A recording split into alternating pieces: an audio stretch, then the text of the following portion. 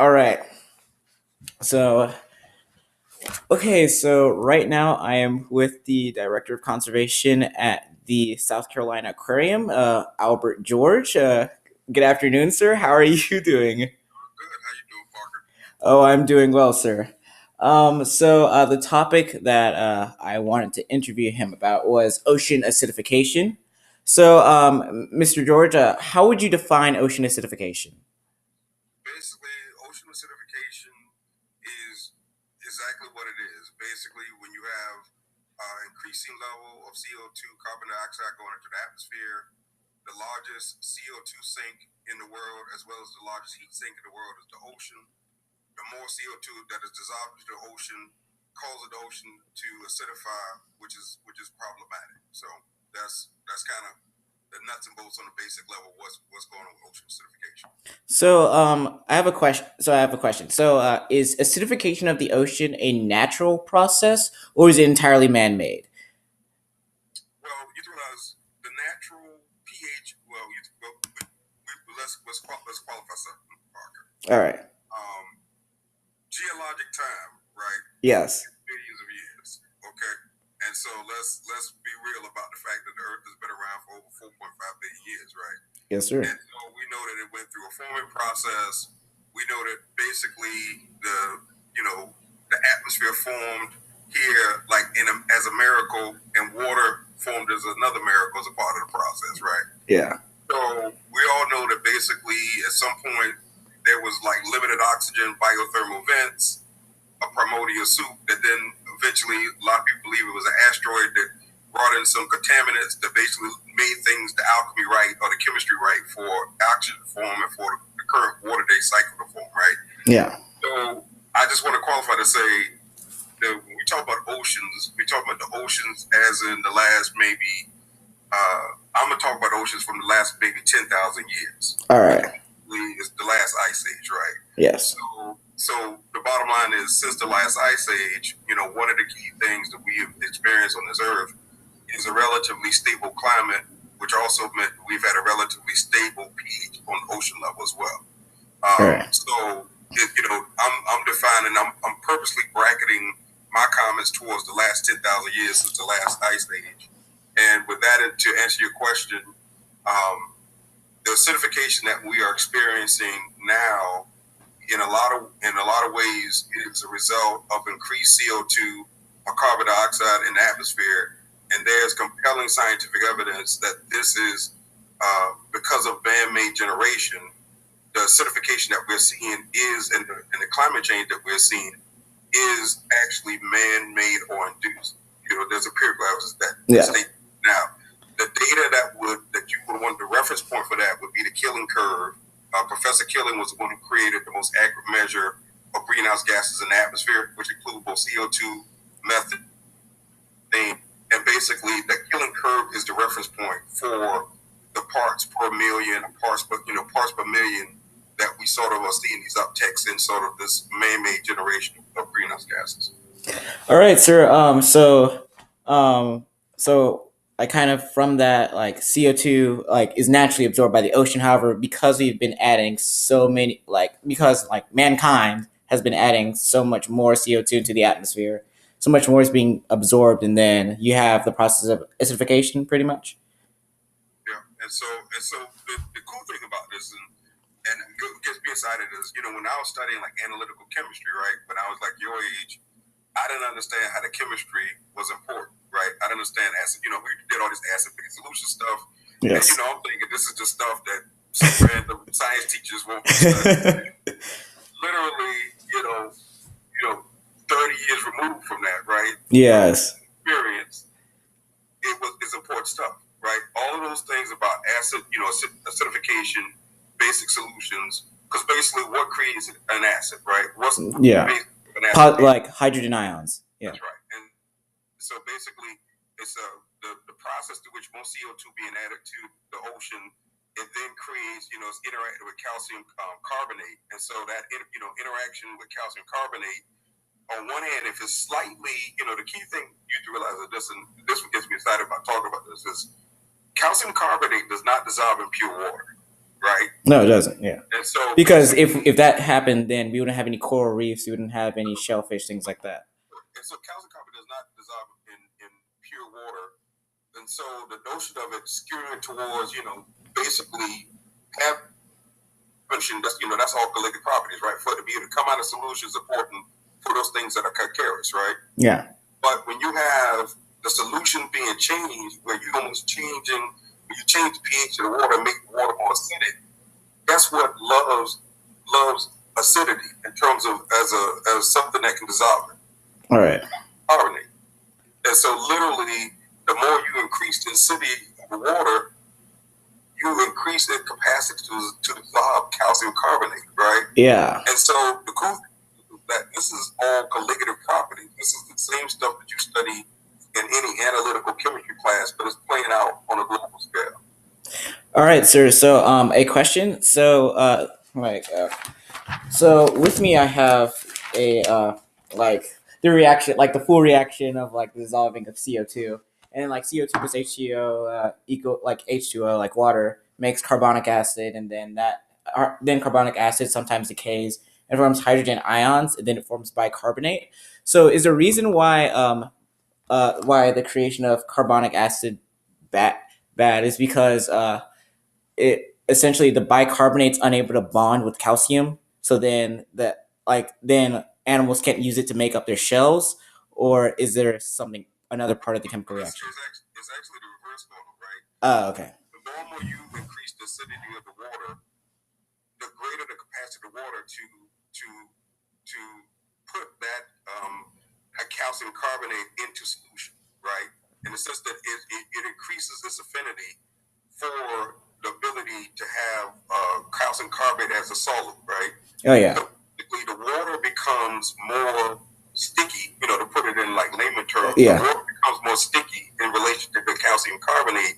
And so hence it limits the amount that actually would be available, right? That would normally be like free floating calcium, yeah. In the water. And so, but the other part of it is that, literally, this is the scary part. So, as you increase the acidity of the water, you actually speed that reaction up, right? And so, the more and more CO2 that accumulates, the more you get sort of the pump driving that reaction, right? Yeah. You can have a serious engine, a global engine being created. Yes.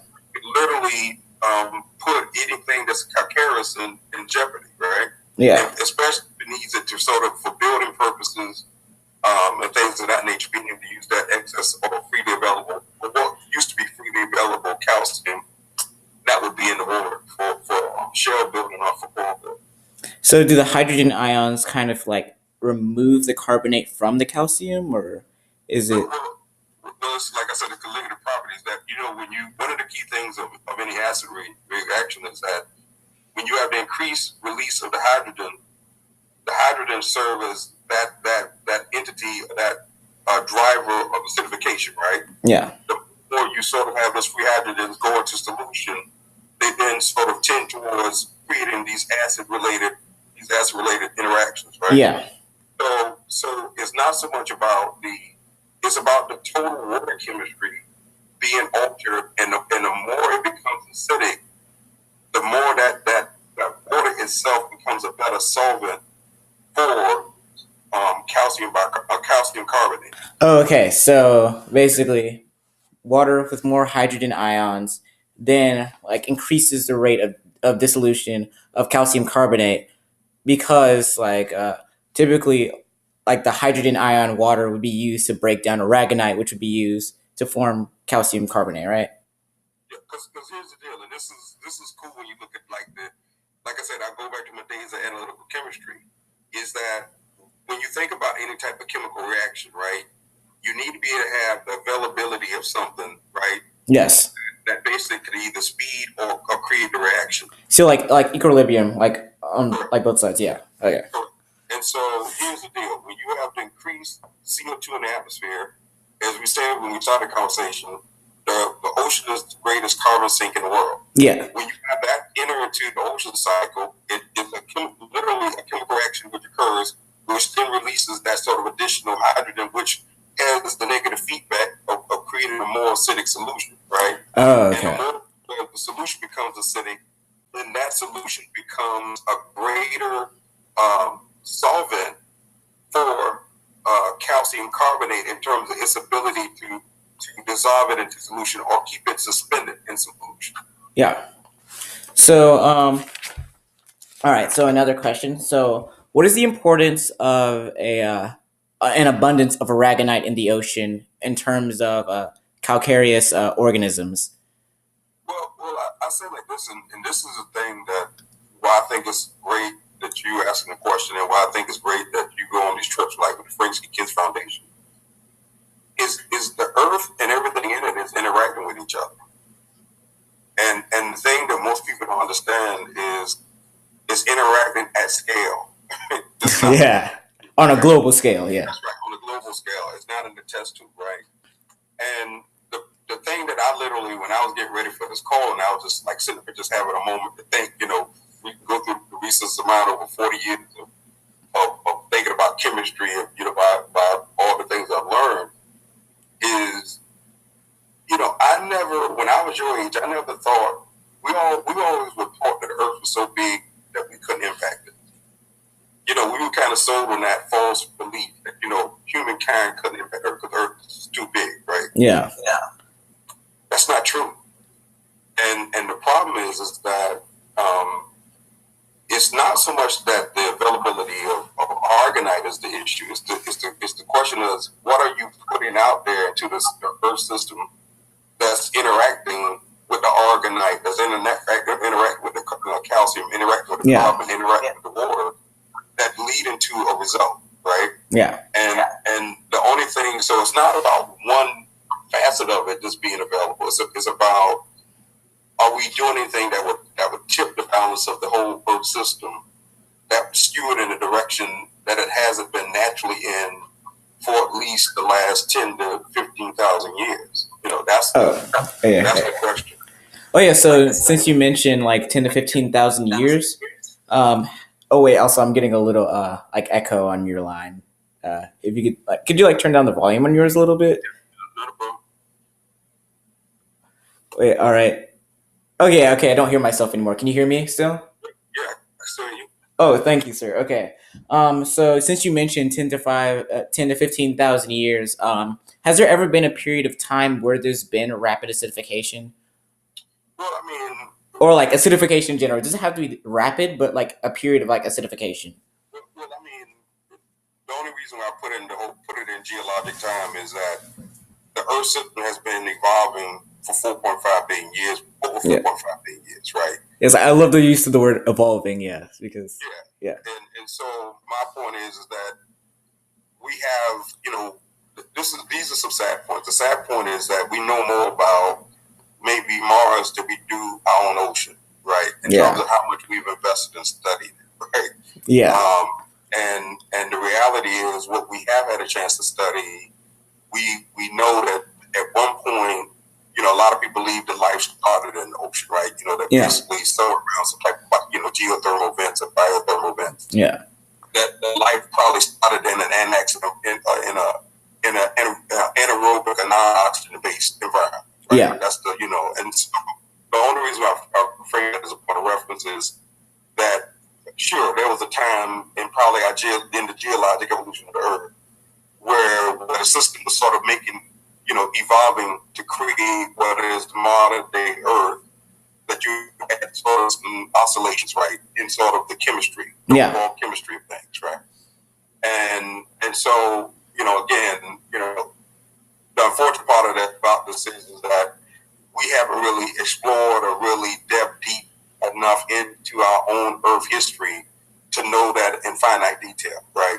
Yeah. But the key thing I would say, and again, I bracket my comments by keeping it towards the last 15,000 years. Oh, yes, sir. Yeah, it's fine. Basically, we're seeing things skew in a certain direction that we haven't seen in quote unquote modern times. Which are bracketing by that 10 to 15,000 years. Yeah. All right, sir. So, obviously, as someone who focuses on the study of conservation of our oceans, so what animals slash organisms would be negatively impacted by increasing us